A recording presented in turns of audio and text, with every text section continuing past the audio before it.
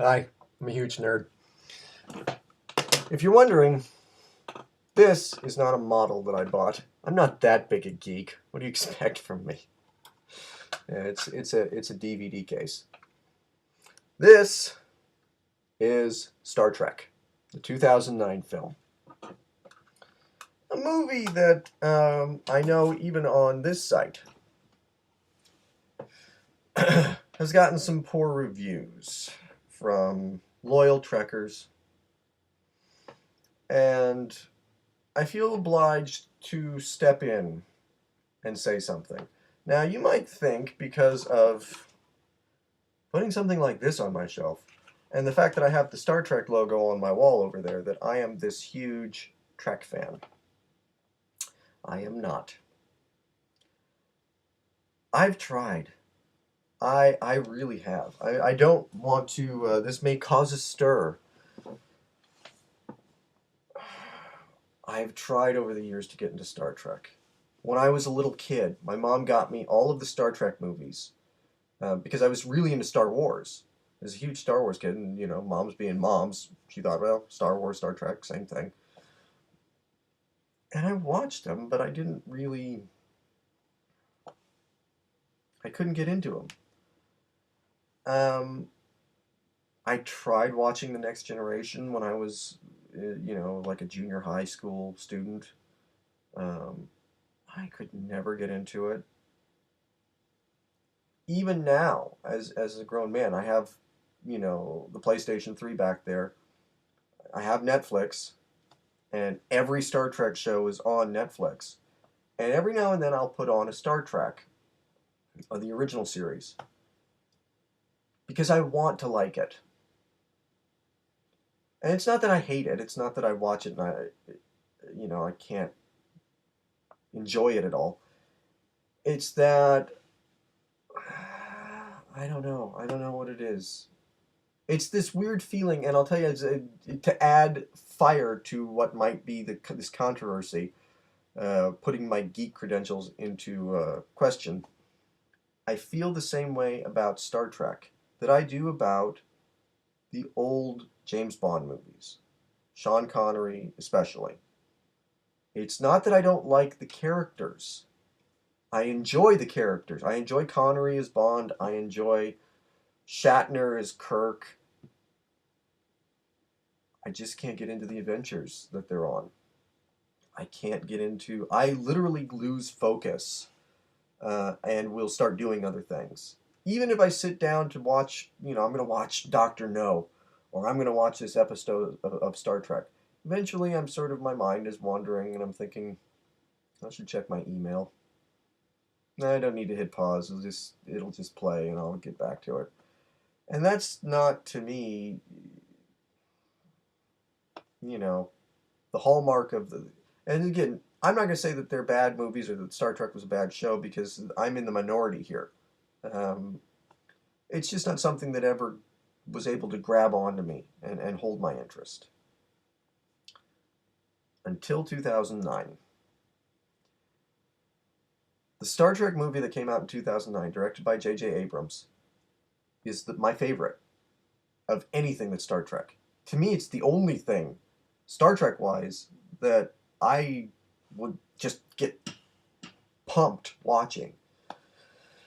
And again, I know that that is not what a lot of you want to hear, but it's true.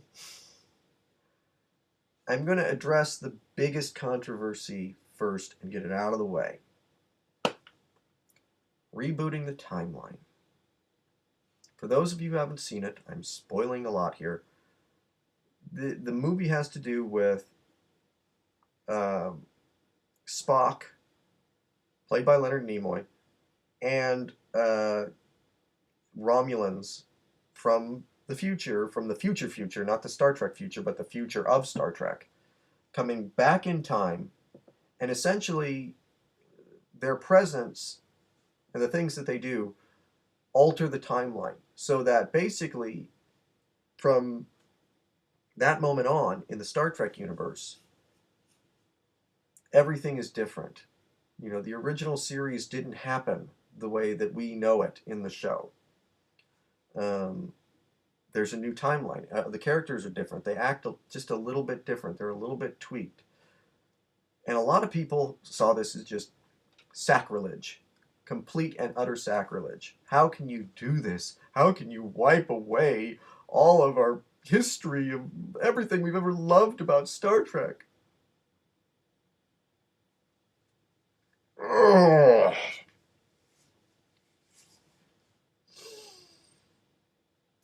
They didn't. They didn't. Did they erase all of the other shows? Is it like they went around to everybody's houses and just like broke the DVDs and said, no, this is the new timeline? They didn't even do what George Lucas does and just refuse to release the originals of Star Trek or Star Wars instead of the special editions. They didn't even do that. It's just, this is essentially a sequel. It's a sequel. The all of the things that you ever loved happened. They all happened. They're all there. They're all okay. This is a sequel.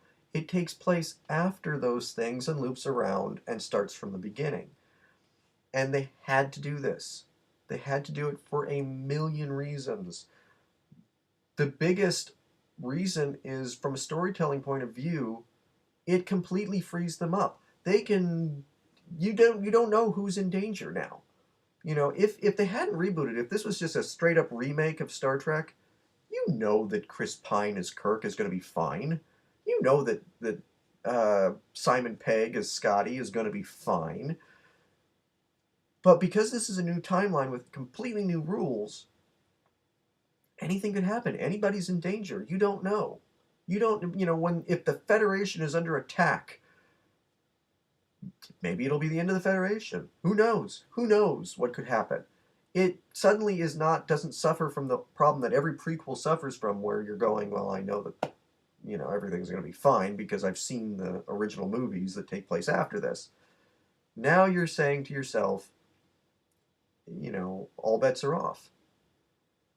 But the other reason that they had to do this is because the Trek fan base is so rabid. They would have noticed any inconsistencies if this was a straight up remake.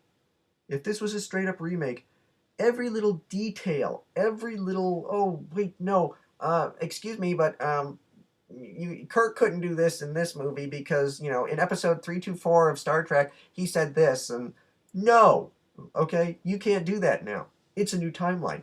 They can do whatever they want. They can do anything they want now. And you can't complain because it's a straight up new timeline. There are no continuity errors in this movie. It's a new timeline. Anything goes. Otherwise, I know that the fact that they made it kind of an action movie, I like that.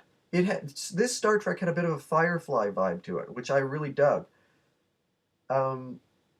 The old Star Trek, you know, with Kirk fighting the lizard guy and,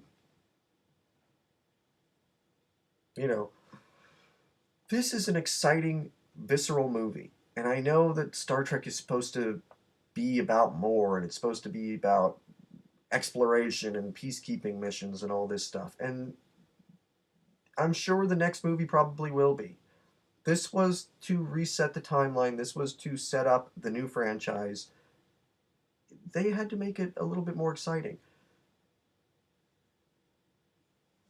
You know, I know everybody wants everything to stay the same as it always was. Nobody wants to see a new actor playing Freddy Krueger. Nobody wants to see a Terminator movie without Arnold Schwarzenegger. Nobody wants things to change. But sometimes they need to. Sometimes they have to. In order to survive. Star Trek was just sort of going nowhere till J.J. Abrams came along. We had, it had been, what, a decade since the Enterprise show went off the air. It had been going on a decade since the last Star Trek movie. it really was just sort of a dead franchise that was living in perpetual past. You could always watch the reruns, but there was nothing to look forward to.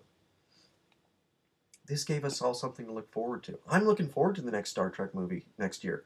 I think that's up probably my next to The Hobbit, my highest most anticipated movie of next year is the next Star Trek movie. And I never thought I would have said that about a Star Trek movie. Um, and credit entirely. I mean, I give credit to J.J. Abrams, but credit to me goes entirely also to this cast. This is a perfect cast. And somebody said something once in a Stop the Hate comment. I made a comment that I liked Chris Pine as Kirk. And somebody said, "How dare you?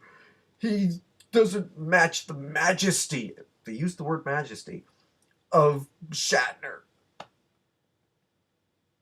Really? Really? We're going to talk about the majesty of Shatner's performance as Captain Kirk. No, Kirk was a fun character. I like Kirk. I like Shatner as Kirk. But what Chris Pine did was amazing because he gave a performance that could have been parody. He could have done a complete straight up parody of Shatner and talked like this for the whole movie. He didn't do it. But every now and then he plays this original character that he created, which goes with the new timeline. But every now and then, there's just a little dash of Shatner. My favorite movie, maybe my favorite moment in the movie, maybe is it made me laugh out loud at the end of the movie when he steps onto the bridge and he's looking around and he sees Dr. McCoy and he saunters in and he goes, "Bones." And I just went, "Oh, that's awesome. That is straight up Shatner right there." And you get those little moments peppered throughout without it being a parody. So it's still Kirk. It felt like Kirk. This kid divorced Kirk from Shatner and found the essence of that character. And that is an amazing acting job right there.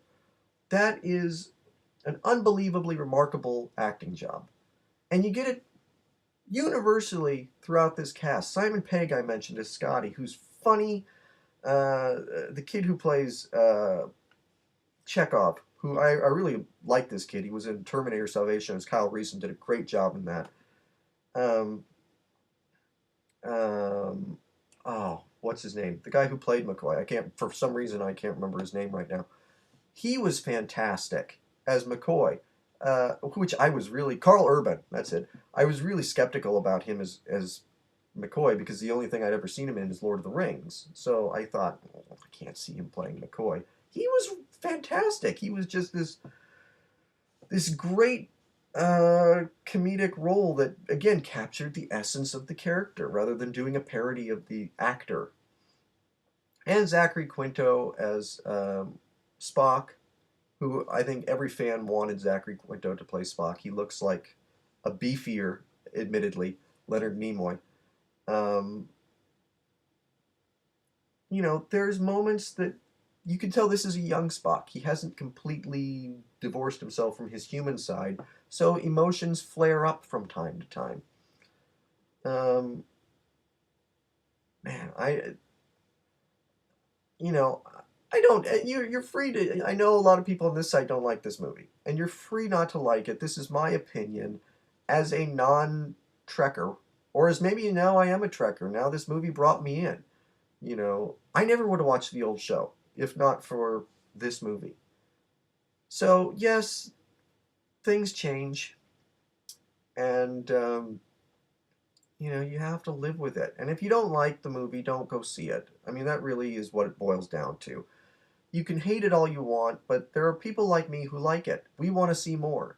So you always have the original series.